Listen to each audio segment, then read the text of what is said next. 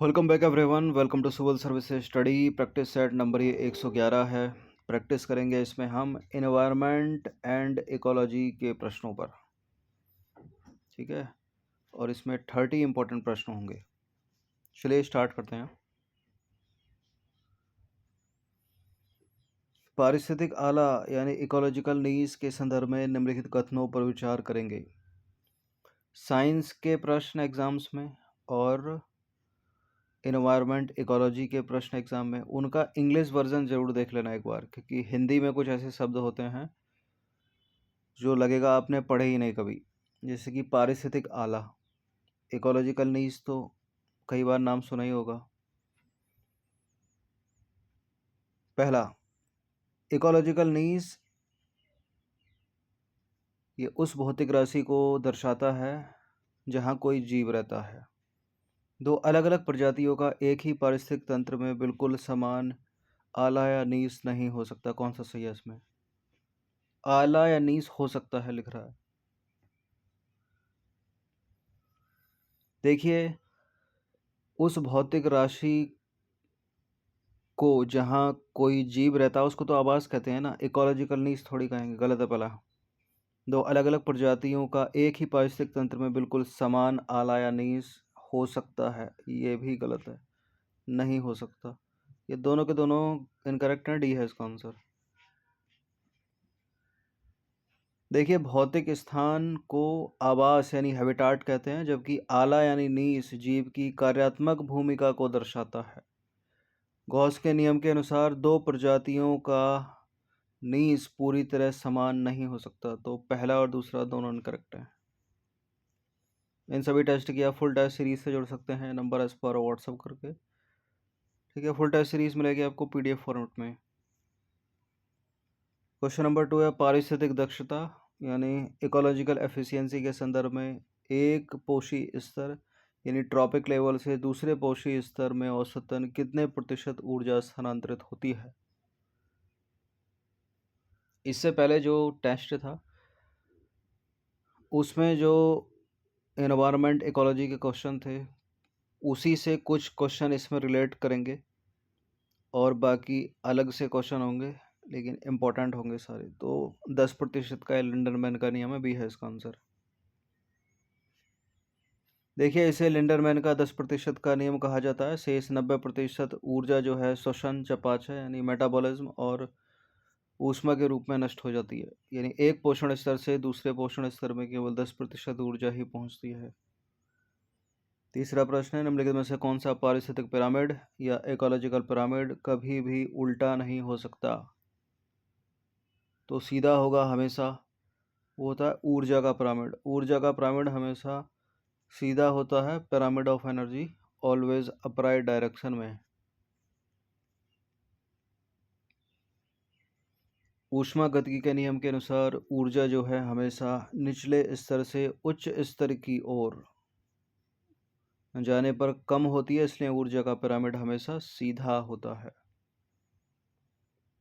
इकोटॉन के संदर्भ में किनारा प्रभाव यानी एज्ड इफेक्ट क्या है? क्या है एज्ड इफेक्ट? संक्रमणकालीन क्षेत्र में कुछ प्रजातियों की जनसंख्या घनत्व का बढ़ जाना है एज्ड इफेक्ट। देखिए, इकोटॉन दो पारिस्थितिक तंत्रों का मिलन स्थल होता है जहां दोनों क्षेत्रों की विशेषताएं मिलने के कारण कुछ प्रजातियों की संख्या और विविधता बहुत अधिक हो जाती है। ठीक है, तो बी है इसका आंसर। क्वेश्चन नंबर 5 है, गहरे समुद्री पारिस्थितिक तंत्र में यानी डीप सी इकोसिस्टम में प्राथमिक उत्पादकता यानी प्राइमरी प्रोडक्टिविटी का मुख्य स्रोत क्या है? अब सूर्य का प्रकाश तो वहां पहुंच नहीं पाता, तो प्रकाश संश्लेषण कैसे होगा? ठीक है, रसायन संश्लेषण। रसायन संश्लेषण बी है इसका आंसर। देखिए, गहरे समुद्र में सूर्य का प्रकाश नहीं पहुंचता, इसलिए वहाँ हाइड्रोथर्मल वेंट के पास मौजूद बैक्टीरिया हाइड्रोजन सल्फाइड जैसे रसायनों का उपयोग करके ऊर्जा बनाते हैं यानी भोजन बनाते हैं। जैव संचयन और जैव आवर्धन में क्या अंतर है? बताइए। बायो एक्युमुलेशन और बायो मैग्निफिकेशन में क्या अंतर है?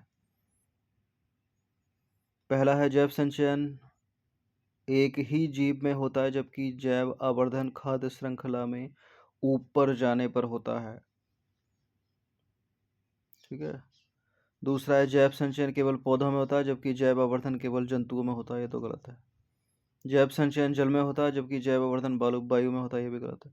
दोनों शब्दों का अर्थ बिल्कुल समान है। ये तो है ही नहीं, तो ए ही इसका आंसर होगा ना। जैव संचयन एक जीव में होता है, जबकि जैव आवर्धन खाद्य श्रृंखला में ऊपर जाने पर होता है। अगर कल का टेस्ट आपको याद आ रहा हो तो वो क्वेश्चन जिसमें सर्वोच्च मांसाहारी सबसे ऊपर थे, यानी टॉप के जो कंज्यूमर थे, ठीक है, उसमें सबसे ज़्यादा जमा हो रहा था टॉक्सिक पदार्थ। जैव संचयन का मतलब किसी एक जीव के शरीर में समय के साथ विषैले पदार्थों का जमा होना। जैव आवर्धन का मतलब है खाद्य श्रृंखला में ऊंचे पोषी स्तरों पर विषैले पदार्थों की सांद्रता का बढ़ना।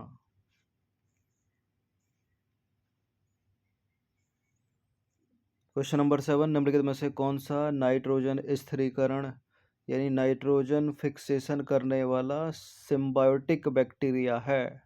सहजीवी bacteria. Azotobacter, rhizobium, clostridium, Nitrosomonas. इसमें राइजोबियम जो है सिम्बायोटिक बैक्टीरिया है। बी है इसका आंसर। फलीदार पौधों की जड़ों में रहता है ये। देखिए, राइजोबियम दलहनी पौधों, फलीदार या दलहनी पौधों की जड़ों में सहजीवी के रूप में रहता है, जबकि एजिटोबैक्टर और क्लोस्ट्रीडियम मुक्त रूप से रहने वाले फ्री लिविंग नाइट्रोजन स्थिरीकारक बैक्टीरिया हैं। तो उत्तर बी हो जाएगा इसका। सहजीवी के रूप में नाइट्रोजन रहता है। कीस्टोन प्रजातियां बड़ी इंपॉर्टेंट है। प्रश्न पूछने का तरीका कुछ भी हो सकता है। क्या तात्पर्य है कीस्टोन स्पीसीज से?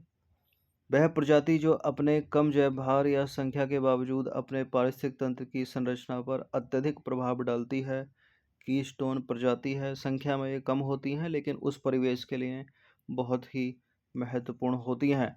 अगर इनको हटा दिया जाए तो पूरा सिस्टम बिगड़ जाएगा। कीस्टोन प्रजातियां ऐसा कोई भी जीव, पौधा या सूक्ष्म जीव होता है जिसका अपने पारिस्थितिक तंत्र यानी इकोसिस्टम पर उसकी संख्या या जैव भार के अनुपात में कहीं गहरा प्रभाव पड़ता है। यदि इस प्रजाति को पर्यावरण से हटा दिया जाए तो पूरा पारिस्थितिक तंत्र असंतुलित होकर नष्ट हो सकता है। फॉर एग्जाम्पल, बाघ या समुद्री ऊदबिलाव, जिनकी उपस्थिति पूरे पारिस्थितिक तंत्र के संतुलन को बनाए रखती है। तो ये कुछ एग्जाम्पल हो गए। कल भी मैंने कुछ एग्जाम्पल दिए थे, जैसे कि मधुमक्खी, ठीक है, और प्लैंकटन। प्लैंकटन में फाइटो प्लैंकटन आ गए, जू प्लैंकटन आ गए, जो मछलियों का भोजन है। यूट्रोफिकेशन यानी सुपोषण के परिणाम स्वरूप जलाशयों में निम्नलिखित में से क्या प्रभाव पड़ेगा? तो ये वही है अल्गल ब्लूम। घुलित ऑक्सीजन में कमी, जैविक ऑक्सीजन मांग में वृद्धि, शैवाल प्रस्फुटन यानी अल्गल ब्लूम हो जाएगा। बिल्कुल ये सब कुछ हो जाएगा सुपोषण में, ठीक है, यूट्रोफिकेशन में। देखिए, पोषक तत्वों जैसे कि नाइट्रेट और फॉस्फेट की अधिकता से शैवाल तेजी से बढ़ते हैं, खासकर ब्लू ग्रीन एल्गी। और उस तालाब, नदी या झील का रंग, पानी का रंग हरा हो जाता है, लाल हो जाता है या भूरा हो जाता है। ठीक है। अब ये जितने ज़्यादा बढ़ेंगे शैवाल, खासकर नीले हरे शैवाल, तो मरने लगेंगे। जब ये मरेंगे तो अपघटन भी होगा इनका। फिर क्या होगा? अपघटन करने में ज़्यादा ऑक्सीजन की खपत होगी, तो ऑक्सीजन की मांग बढ़ जाएगी और पानी में जो घुलित ऑक्सीजन है वो घट जाएगी, जिससे मछलियाँ और जो अन्य जलीय जीव हैं वो मर जाएंगे।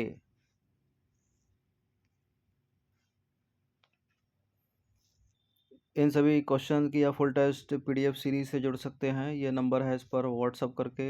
एक छोटा सा अमाउंट है, वन टाइम पेमेंट है पूरे साल के लिए।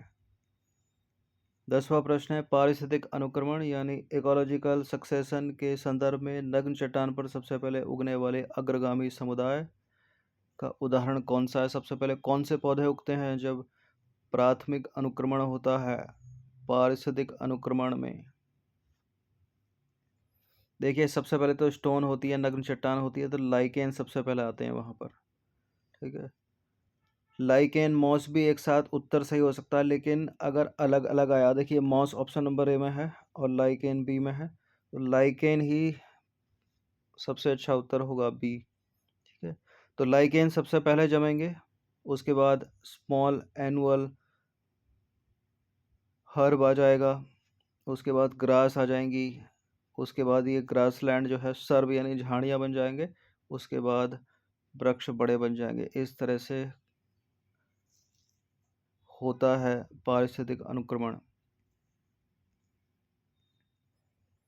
पारिस्थितिक अनुक्रमण में नग्न चट्टान पर सबसे पहले उगने वाले अग्रगामी समुदाय का सबसे प्रमुख और सर्वमान्य उदाहरण लाइकेन है। इसके बाद इस प्रक्रिया में मॉसेस यानी मॉस और छोटे पौधे उगते हैं। उसके बाद निम्नलिखित में से कौन सा गैसीय जैव भू रासायनिक चक्र नहीं है? बायोजियोकेमिकल साइकिल, कार्बन चक्र, नाइट्रोजन चक्र, ऑक्सीजन चक्र। जो नहीं है वो फॉस्फोरस चक्र है, वही आंसर है। देखिए फॉस्फोरस चक्र एक अपसादी चक्र है, यानी सेडिमेंट्री साइकिल है, क्योंकि इसका मुख्य उद्देश्य भंडार वायुमंडल न होकर पृथ्वी की चट्टानें और मृदा है। इसलिए जैव विविधता हॉटस्पॉट या बायोडाइवर्सिटी हॉटस्पॉट घोषित करने के लिए निम्नलिखित में से कौन सी शर्त अनिवार्य है? इसमें कम से कम 1500 संवहनीय पौधों की स्थानिक यानी एंडेमिक प्रजातियां होना चाहिए। कल का टेस्ट देखा होगा तो याद आ रहा होगा कुछ। इसने अपनी मूल वनस्पति का कम से कम 70% हिस्सा खो दिया हो, तभी उस जगह को बायोडाइवर्सिटी हॉटस्पॉट माना जाएगा। और बिल्कुल ये दोनों के दोनों मानदंड सही हैं। सी है इसका आंसर। यहाँ 70% की जगह 50% भी लिखा हो सकता होगा, वो गलत हो जाएगा। 70% खोना है। तो नॉर्मन मायर्स द्वारा दी गई अवधारणा के तहत यह दोनों कड़े मानदंड पूरे होने अनिवार्य हैं, और भारत में जो है 4 हॉटस्पॉट क्षेत्र हैं। ठीक है, और चारों का चारों नाम कई बार बताया है मैंने आपको। 13वां प्रश्न है, मेगा डाइवर्सिटी देश की अवधारणा के संदर्भ में सही कथन है।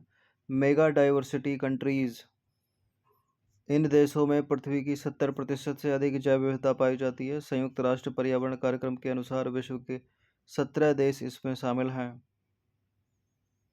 तीसरा स्टेटमेंट नेक्स्ट पेज पर होगा, तो इनको यहीं करेक्ट कर देता हूँ। दोनों के दोनों सही हैं ये। सॉरी, 2 ही स्टेटमेंट है, तो दोनों के दोनों सही हैं। सी है इसका आंसर। मेगा डाइवर्सिटी देश उन 17 राष्ट्रों का एक विशिष्ट समूह है जिनमें पृथ्वी की 70% से अधिक जैव विविधता पाई जाती है। इनमें अनूठी और स्थानिक प्रजातियों की भारी संख्या होती है। भारत भी इस प्रतिष्ठित सूची में शामिल है। मेगा डाइवर्सिटी देशों की विशेषताएं, स्थानिक प्रजातियां यानी एंडेमिक स्पीसीज, इनमें हजारों ऐसी पौधों और जंतुओं की प्रजातियां शामिल हैं जो दुनिया में कहीं और नहीं पाई जाती। मानदंड, इन देशों में कम से कम 5000 स्थानिक पादप प्रजातियां होनी चाहिए, और इनमें समुद्री पारिस्थितिक तंत्र भी शामिल होना चाहिए। कार्बन क्रेडिट की अवधारणा निम्नलिखित में से किस अंतर्राष्ट्रीय संधि या अधिनियम से उत्पन्न हुई है? किससे हुई है? Kyoto protocol, B. 1997 के क्योटो प्रोटोकॉल के तहत ग्रीन हाउस गैसों के उत्सर्जन को कम करने के लिए क्लीन डेवलपमेंट मैकेनिज्म के तहत कार्बन ट्रेडिंग या कार्बन क्रेडिट की शुरुआत की गई थी। याद रखना। वन्यजीव संरक्षण अधिनियम 1972 यानी वाइल्ड लाइफ प्रोटेक्शन एक्ट 1972 की अनुसूची 1 यानी शेड्यूल 1 के तहत संरक्षित जीवों के संदर्भ में क्या प्रावधान है? इन चारों में से एक ही सही होगा कोई। इस सूची में केवल पक्षियों को शामिल किया गया है, ऐसा नहीं है, जानवर भी हैं। इन्हें व्यापारिक उद्देश्यों के लिए पाला जा सकता है? जी नहीं, बिल्कुल नहीं। इनके शिकार पर कम जुर्माना है? कम नहीं, बहुत ज़्यादा जुर्माना है। इन्हें केवल विशेष परिस्थितियों में ही शिकार की अनुमति दी जा सकती है, जैसे कि मानव जीवन के लिए खतरा होने पर। यह चीज़ सही है। देखिए वाइल्ड लाइफ प्रोटेक्शन एक्ट के अंतर्गत जो भी जानवर हैं उनका शिकार करना जो है बहुत गलत है। 3 साल की लग जाएगी आपको, ज़्यादा से ज़्यादा 7 साल के लिए जाओगे, जुर्माना लगेगा वो अलग। केवल खास परिस्थितियों में ही उनको मारा जा सकता है, जैसे कि सीधा किसी व्यक्ति विशेष के लिए वो खतरा बन गया हो, ठीक है, या घायल हो, जो मानव जाति के लिए खतरा हो, इसलिए वो भी लिखित अनुमति के बाद। देखिए, वन्य जीव संरक्षण अधिनियम 1972 की अनुसूची 1 जीवों और पौधों को सर्वोच्च कानूनी संरक्षण प्रदान करती है। ऐसा नहीं है केवल पौधों को या केवल जीवों को। इस सूची में शामिल लुप्तप्राय प्रजातियां जैसे कि बाघ है, हिम तेंदुआ है, गंगा नदी डॉल्फिन है। इनका शिकार और व्यापार पूर्णतः प्रतिबंधित है। उल्लंघन करने पर सबसे कठोर सजा और भारी जुर्माने का प्रावधान है। ठीक है, भारत में कहीं पर भी अनुसूची 1 में शामिल जीवों का शिकार करना, उन्हें पकड़ना और उनका व्यावसायिक व्यापार करना गैर कानूनी है।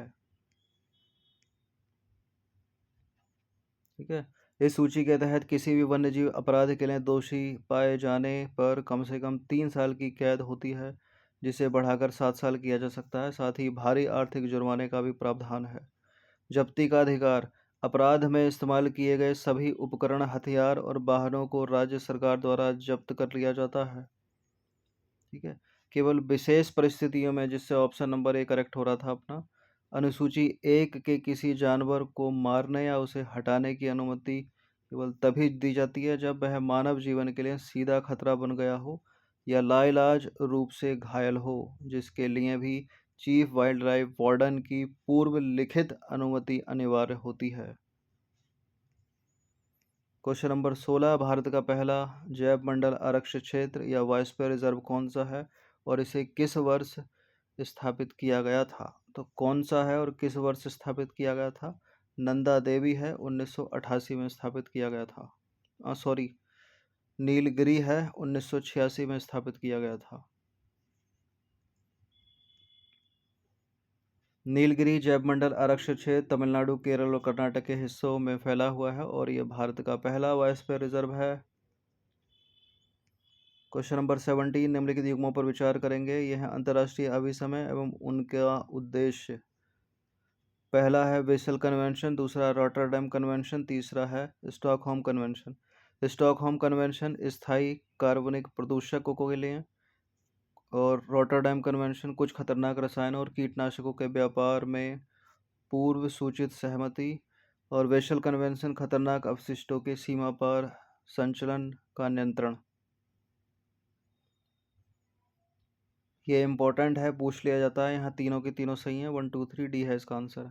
इसी तरह से आपको Nagoya protocol, Kyoto protocol, Montreal protocol, ये सब पता होना चाहिए। देखिए, तीनों ही युग्म पर्यावरण, रसायन और अपशिष्ट प्रबंधन से जुड़ी महत्वपूर्ण संधियों को सही ढंग से दर्शाते हैं, तो डी है आंसर। आ जाइए, ओजोन क्षरण। ओजोन क्षरण यानी ओजोन डिप्लेशन के लिए जिम्मेदार क्लोरोफ्लोरोकार्बन यानी CFCS के विकल्प के रूप में हाइड्रोफ्लोरोकार्बन को चरणबद्ध तरीके से समाप्त करने के लिए कौन सा संशोधन किया गया था? तो ये मॉन्ट्रियल प्रोटोकॉल में एक किगाली संशोधन किया गया था। ठीक है, बी है इसका आंसर। ओजोन क्षरण से तो मॉन्ट्रियल प्रोटोकॉल ही है ना, तो बी है इसका आंसर।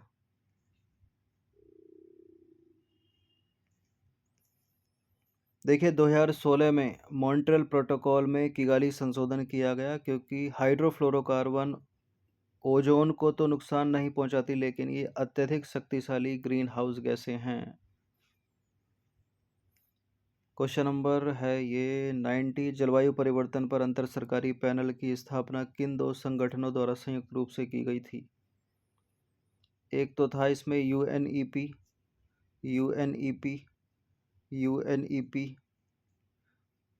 और दूसरा था इसमें WMO, तो बी है इसका आंसर। 1988 में विश्व मौसम विज्ञान संगठन यानी WMO, वर्ल्ड मेट्रोलॉजिकल ऑर्गेनाइजेशन और संयुक्त राष्ट्र पर्यावरण कार्यक्रम यूनाइटेड नेशन एनवायरनमेंट प्रोग्राम द्वारा IPCC की स्थापना की गई थी, यानी जलवायु परिवर्तन पर अंतर सरकारी पैनल की। ब्लू कार्बन से क्या तात्पर्य है?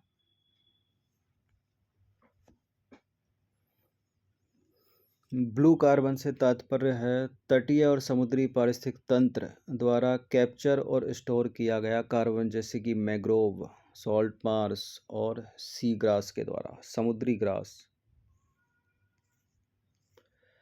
देखिए, ब्लू कार्बन से तात्पर्य तटीय और समुद्री पारिस्थितिक तंत्रों जैसे कि मैंग्रोव, समुद्री घास और ज्वारीय दलदल द्वारा वायुमंडल से अवशोषित और संग्रहित किए गए कार्बन से है। ये तंत्र सामान्य स्थलीय जंगलों की तुलना में कई गुना अधिक तेजी से कार्बन को प्राकृतिक रूप से सोखते और सुरक्षित रखते हैं।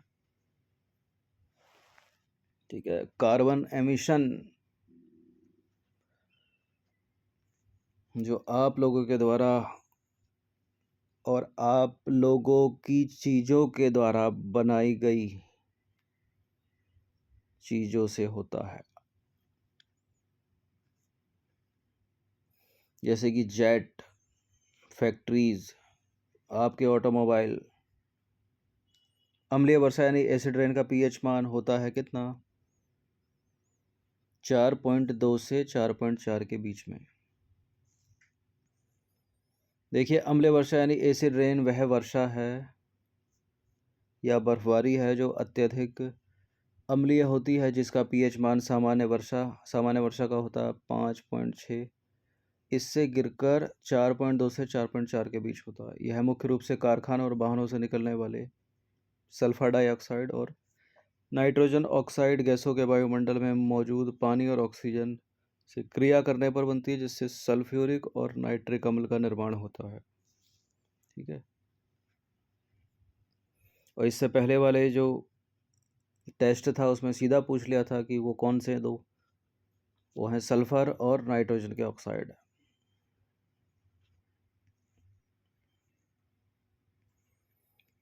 क्वेश्चन नंबर 22, किसी जलीय पारिस्थितिक तंत्र में थर्मोक्लाइन परत की क्या विशेषता होती है? लवणता से संबंधित है, किससे संबंधित है, क्या है ये? देखिए, किसी जलीय पारिस्थितिक तंत्र में थर्मोक्लाइन परत की विशेषता, यह वह परत है जहां गहराई के साथ तापमान में बहुत तेजी से गिरावट आती है। ठीक है, तो टेम्परेचर जहां है वही करेक्ट हो जाएगा। अगर एक से ज़्यादा तापमान का उपयोग शब्द का उपयोग हुआ है ऑप्शंस में, तो पूरे को अच्छे से पढ़ना। देखिए, किसी जलीय पारिस्थितिक तंत्र में थर्मोक्लाइन वह विशिष्ट संक्रमण परत है जो ऊपरी गर्म पानी और नीचे के ठंडे गहरे पानी को अलग करती है।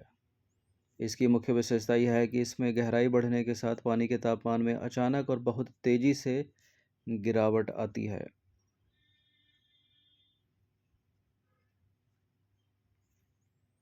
ट्वेंटी थ्री, निम्नलिखित में से कौन सा स्वस्थानीय जैव विविधता संरक्षण का उदाहरण नहीं है?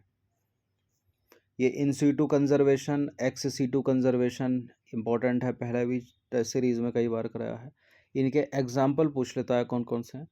तो इन सीटू संरक्षण मतलब जानवरों और पौधों को उनके प्राकृतिक आवास में ही संरक्षण उनको प्रदान करना। इसमें नेशनल पार्क आते हैं यानी राष्ट्रीय उद्यान आते हैं, वन्य जीव अभयारण्य यानी वाइल्ड लाइफ सेंचुरीज आते हैं, बायोस्फीयर रिजर्व आते हैं, बोटानिकल गार्डन इसमें नहीं आते। ठीक है, सी है इसका आंसर। एक्स सी टू किसको बोलते हैं कि जानवरों पौधों को उस जगह से हटाकर किसी दूसरी जगह मानव निर्मित जगह बनाकर वहाँ उनको संरक्षण देना, जैसे कि वनस्पतिक उद्यान हो गए, जीन बैंक या सीड बैंक, चिड़ियाघर बनाए जाते हैं। ठीक है, बना पहले ले जाते हैं, फिर उसमें उठा उठा के जानवरों को वहाँ से उसमें डाला जाता है। देखिए, स्वस्थानीय संरक्षण यानी इन सीटू संरक्षण वह प्रक्रिया है जिसके तहत पेड़ पौधों और जीव जंतुओं को उनके प्राकृतिक आवास में ही सुरक्षित रखा जाता है। उदाहरण, राष्ट्रीय उद्यान यानी नेशनल पार्क, वन्य जीव अभयारण्य यानी wild life sanctuaries, biosphere reserve, पवित्र उपवन हो गए, और जैव विविधता हॉटस्पॉट। इसके विपरीत आता है एक्स सीटू संरक्षण यानी बाह्य स्थानीय संरक्षण। जैव विविधता की एक ऐसी विधि है जिसके तहत लुप्तप्राय संकटग्रस्त पौधों और जानवरों को उनके प्राकृतिक आवास से निकालकर मनुष्यों द्वारा बनाए गए कृत्रिम और सुरक्षित वातावरण में संरक्षित किया जाता है। जैसे कि वनस्पतिक उद्यान, बॉटनिकल गार्डन, अगर आपने देखा हो तो। ठीक है। हिल स्टेशन पे घूमने गए होंगे तो वहाँ बने रहते हैं बॉटनिकल गार्डन, शिमला में भी, नैनीताल में भी, कोलकाता में भी है वैसे तो। देखिए, चिड़ियाघर या प्राणी उद्यान या जू, और और जीन बैंक यानी सीड और जीन बैंक, और क्रायो प्रिजर्वेशन, ये सारे के सारे हैं एक्स सीटू कंजर्वेशन यानी बाह्य स्थानीय संरक्षण। 24वां प्रश्न है, वैश्विक पर्यावरण सुविधा यानी ग्लोबल एनवायरमेंटल फैसिलिटी निम्नलिखित में से किस संधि के लिए वित्तीय तंत्र के रूप में कार्य करता है?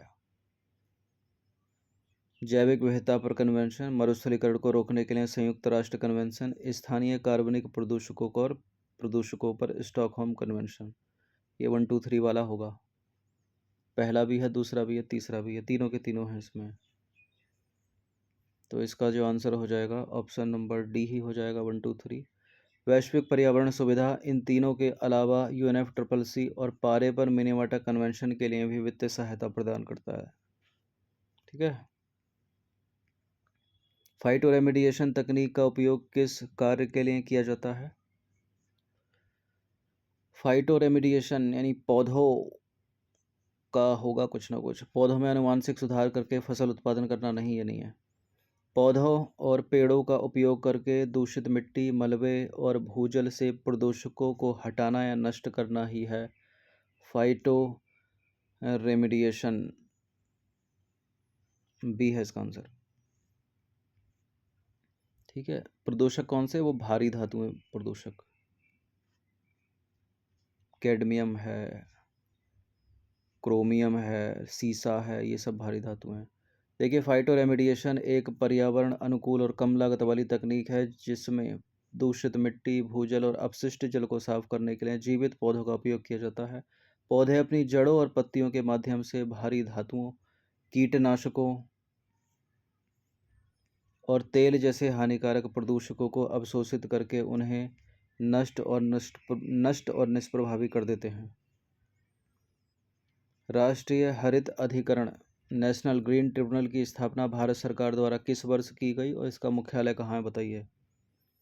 नेशनल ग्रीन ट्रिब्यूनल है 2010 का और इसका मुख्यालय है नई दिल्ली में।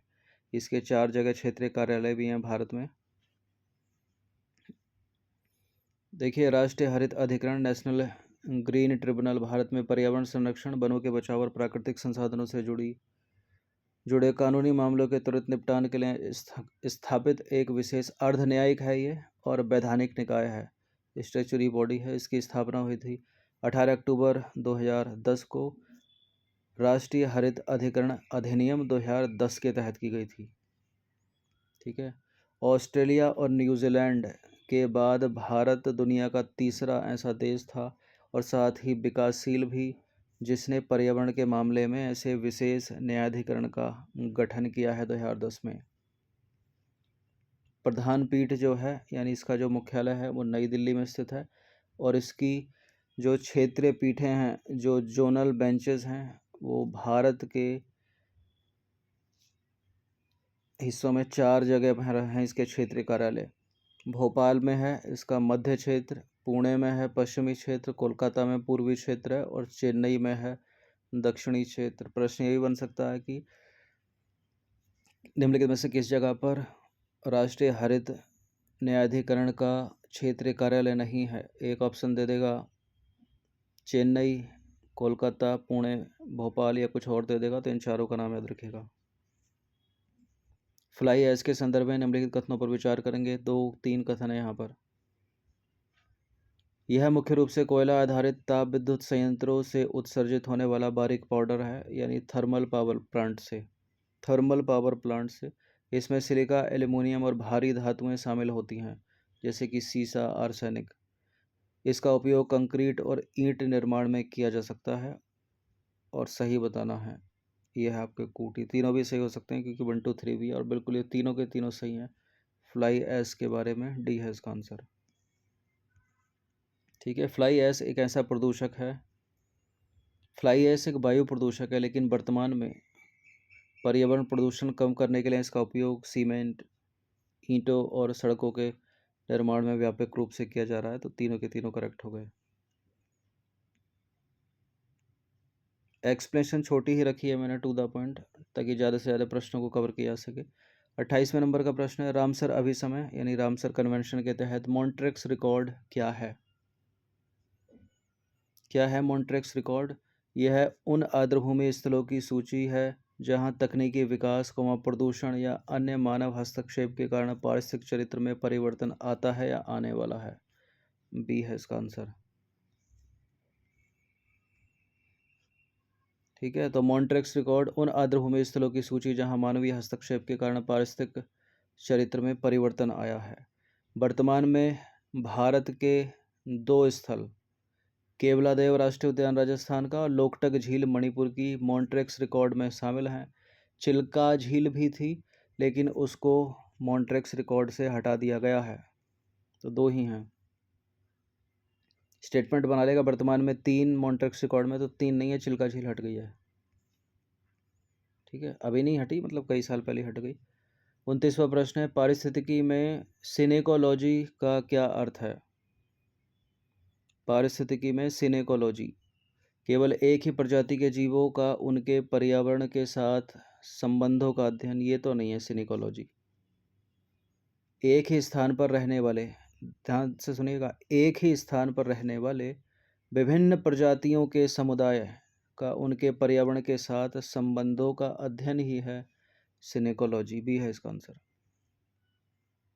एक स्थान है लेकिन बहुत सारे जीव वहाँ रहते हैं और आपस में क्रिया करते हैं। तो एक ही स्थान पर रहने वाले विभिन्न प्रजातियों के समुदायों का उनके पर्यावरण के साथ संबंधों का अध्ययन है सिनेकोलॉजी। पारिस्थितिकी में सिनेकोलॉजी या सिनेकोलॉजी या समुदाय पारिस्थितिकी से तात्पर्य किसी विशेष क्षेत्र में एक साथ रहने वाले जीवों के विभिन्न समूहों या समुदायों और उनके पर्यावरण के बीच अंतर संबंधों का अध्ययन है सिनेकोलॉजी या समुदाय पारिस्थितिकी। और जो ऑप्शन नंबर ए में था, एक ही प्रजाति के अध्ययन को वो कहते हैं, उसको कहते हैं ऑर्टिकोलॉजी। और सिनेकोलॉजी एक स्थान तो है लेकिन बहुत सारे जीव जंतु वहाँ रहते हैं और अंतर संबंधित हैं एक दूसरे से। 30वां प्रश्न और अंतिम प्रश्न है ये, वैश्विक तापमान क्षमता यानी ग्लोबल वार्मिंग पोटेंशियल के आधार पर निम्नलिखित ग्रीन हाउस गैसों को उनके प्रभाव के बढ़ते क्रम में यानी कम से अधिक के क्रम में व्यवस्थित कीजिए। Carbon dioxide CO2, methane CH4, nitrous oxide N2O और सल्फर हेक्साफ्लोराइड SF6। और ये हैं कूट, मतलब 1 2 3 4 है, 1 3 2 4 है, 4 3 2 1 भी है और 2 1 3 4 है। देखिए ग्लोबल वार्मिंग पोटेंशियल जो है यहाँ सबसे कम होगा CO2 का, उससे ज़्यादा होगा मीथेन CH4 का, मीथेन से ज़्यादा होगा नाइट्रस ऑक्साइड N2O का और सबसे अधिक होगा सल्फर हेक्साफ्लोराइड का। तो 1 2 3 4 वाला ही करेक्ट हो जाएगा। तो इसका जो आंसर हो जाएगा वो ऑप्शन नंबर ए हो जाएगा। चलिए बताता हूँ कैसे। देखिए वातावरण में CO2 की मात्रा सबसे अधिक है, लेकिन प्रति अणु गर्मी सोखने की क्षमता यानी ग्लोबल वार्मिंग पोटेंशियल GWP के मामले में CO2 की क्षमता 1 मानी जाती है, मीथेन की उससे अधिक, नाइट्रस ऑक्साइड की उससे अधिक तथा SF6 की सबसे खतरनाक है, लगभग 23,500 गुना तक अधिक है। ठीक है, तो ग्लोबल वार्मिंग पोटेंशियल सबसे अधिक किसका हुआ? SF6 का। ठीक है, यानी सल्फर हेक्साफ्लोराइड का सर्वाधिक हुआ।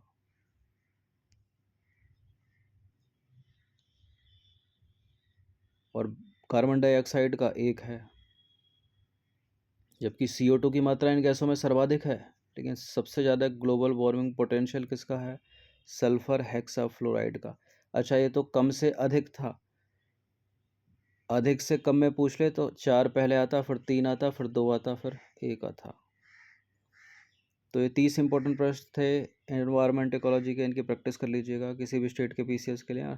और 24 तारीख को जो UPSC सिविल सेवा की परीक्षा होने वाली है उसमें भी इम्पोर्टेंट होंगे। धन्यवाद।